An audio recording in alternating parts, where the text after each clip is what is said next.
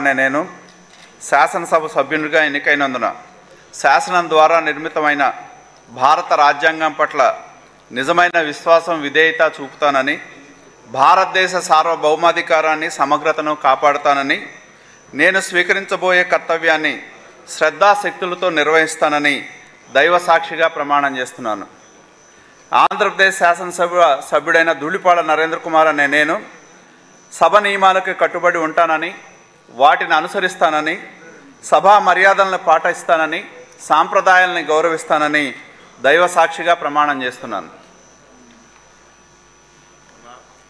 Shri Narendra Varma Raju Vegesna.